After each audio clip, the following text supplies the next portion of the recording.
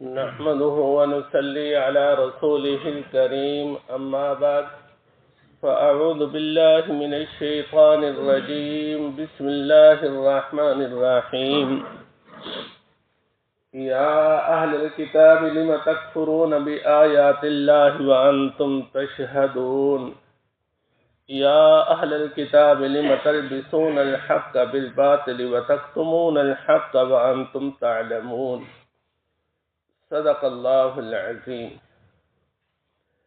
یا اہل الکتاب، اے اہل کتاب، لم تکفرون بآیات اللہ، کیوں انکار کرتے ہو تم اللہ پاک کی آیات کا، وانتم تشہدون، حالانکہ تم گواہی دینے والے ہو کہ یہ آیات اللہ پاک کی طرف سے ہیں. یا اہل الکتاب لم تلبسون الحق بالباطل، اے اہل کتاب کیوں خلط ملط کرتے ہو تم حق کو باطل کے ساتھ، وتکتمون الحق، اور کیوں چھپاتے ہو تم حق کو، وانتم تعلمون، حالانکہ تم حق کو جانتے ہو.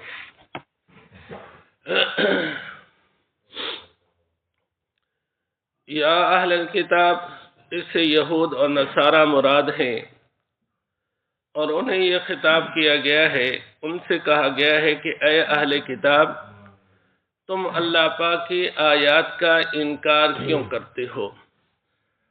آیات سے مراد تورات اور انجیل کی وہ آیات ہیں جن میں حضور صلی اللہ علیہ وسلم کی تشریف آوری کی خوشخبری دی گئی تھی،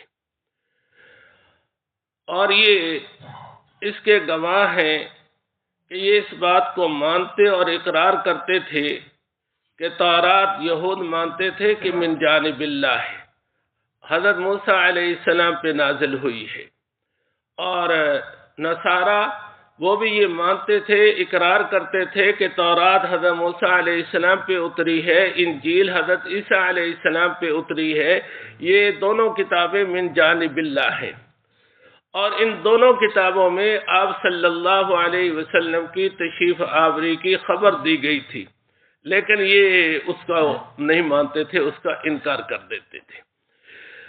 اہل کتاب میں سے جن میں ضد نہیں تھی، ہٹ درمی نہیں تھی، انہوں نے تو جیسے آپ صلی اللہ علیہ وسلم کو پہلی نظر دیکھا تو فوراً ایمان لے آئے. کیوں کہ انہوں نے تورات میں، انجیل میں پڑھا ہوا تھا، آپ صلی اللہ علیہ وسلم کی تشریف آوری کی خبر خود پڑھی ہوئی تھی، اس لیے جیسے آپ کے بارے میں انہیں پتہ چلا تو وہ ایمان لے آئے. حضرت عبداللہ بن السلام رضی اللہ تعالی عنہ، یہ اسلام سے پہلے یہود کے بڑے عالم تھے، تورات کے ماہر تھے. یہ اپنا واقعہ بیان کرتے ہیں کہ میں کھجور کے درخت پہ چڑھا ہوا تھا، اور درخت کے نیچے میری پھوپھی بیٹھی ہوئی تھی. ایک خبر دینے والے نے آپ صلی اللہ علیہ وسلم کے بارے میں خبر دی تو مجھے اتنی خوشی ہوئی کہ قریب تھا کہ میں کھجور کے درخت سے گر جاؤں اپنی پھوپھی پر. میں نیچے اترا تو میری پھوپھی نے مجھ سے کہا کہ اگر موسیٰ علیہ السلام کے آنے کی آپ خبر سنتے تو اس سے زیادہ خوش نہ ہوتے. تو حضرت عبداللہ ابن السلام نے کہا کہ یہ بھی موسیٰ علیہ السلام کے بھائی ہی ہیں. پھوپھی نے کہا کیا یہ وہی نبی ہیں جن کے بارے میں ہم سنتے آئے ہیں کہ وہ قیامت کے سانس کے ساتھ تشریف لائیں گے؟ تو حضرت عبداللہ ابن السلام نے کہا کہ یہ وہی ہیں.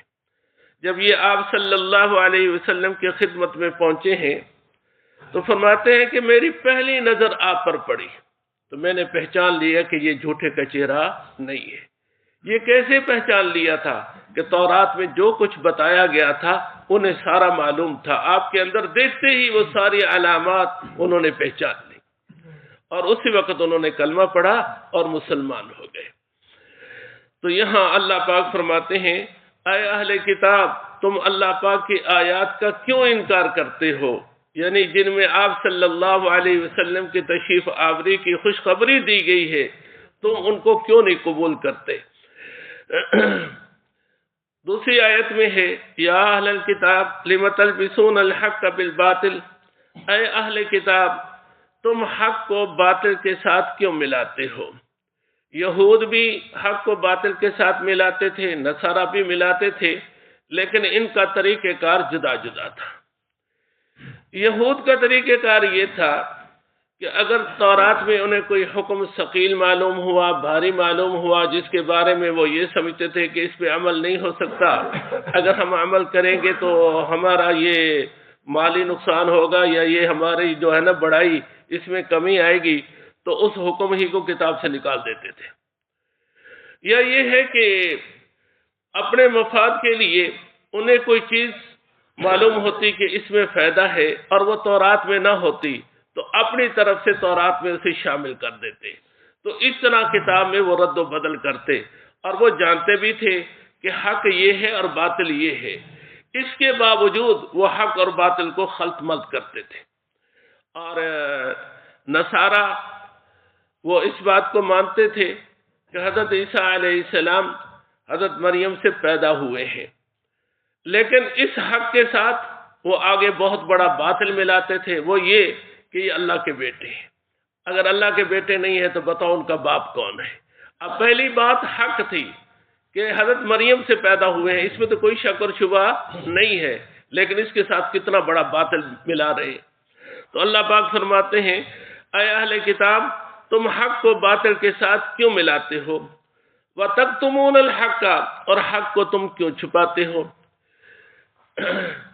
تورات میں اور انجیل میں آپ صلی اللہ علیہ وسلم کی صفات، آپ صلی اللہ علیہ وسلم کی علامات بیان کی گئی تھی، اور جو ان میں ہٹ درم نہیں تھے وہ دیکھتے ہی آپ کو پہچان جاتے تھے کہ یہ اللہ کے سچے نبی ہیں، اور جو ہٹ درم تھے، ضدی تھے، جن کے دلوں میں اسلام سے عداوت تھی، پہچان وہ بھی جانتے تھے، جیسے کہ قرآن پاک میں ہے الذین یعرفونہ کما یعرفون ابناہم، وہ آپ کو ایسے پہچانتے ہیں جیسے اپنے بیٹوں کو پہچانتے وہ بھی تھے، لیکن کیا کرتے تھے؟ چھپاتے تھے حق کو۔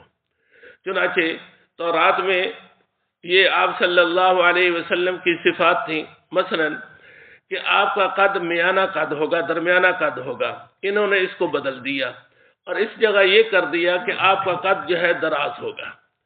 پھر آپ صلی اللہ علیہ وسلم کی علامات میں سے یہ تھی کہ آپ کا چہرہ گول ہوگا، انہوں نے یہ کر دیا کہ نہیں، آپ کا چہرہ جو ہے وہ دراز ہوگا۔ آپ کے بارے میں تھا کہ آپ کے بال جو ہیں وہ گدرالے ہوں گے، انہوں نے یہ کر دیا کہ آپ کے بال جو ہے وہ سیدھے ہوں گے۔ بالکل جو حق تھا اس کو بدل دیا، اور حق کو چھپاتے تھے۔ کیوں چھپاتے تھے؟ کہ اگر وہ بتائیں کہ ہماری کتاب میں یہ باتیں موجود ہیں تو لوگ تو فوراً پہچان دیں گے کہ جو علامات تورات میں بتائی گئی ہیں آپ میں موجود ہیں، اور وہ ہو سکتا ہے کہ ایمان لے آئے، اس لیے حق کو چھپا کر اس کی جگہ وہ دوسری چیزیں لاتے تھے۔ تو اللہ پاک فرماتے ہیں کہ اے اہل کتاب، تم حق کو کیوں چھپاتے ہو؟ وَأَنْتُمْ تَعْلَمُونَ، حالانکہ تم حق کو جانتے ہو، تمہیں علم ہے اور تم اس کا اقرار بھی کرتے ہو، پھر اس کو تم لوگوں کے سامنے نہیں لاتے، چھپاتے ہو۔ کیوں چھپاتے ہو؟ تاکہ یہ لوگ جو ہے نا آپ صلی اللہ علیہ وسلم پر ایمان نہ لائیں۔ اگلی آیت میں مسلمانوں کو اسلام سے پھیرنے کے لیے انہوں نے جو سازش کی تھی اس کا ذکر ہے، انشاءاللہ کل اس کا درس ہوگا۔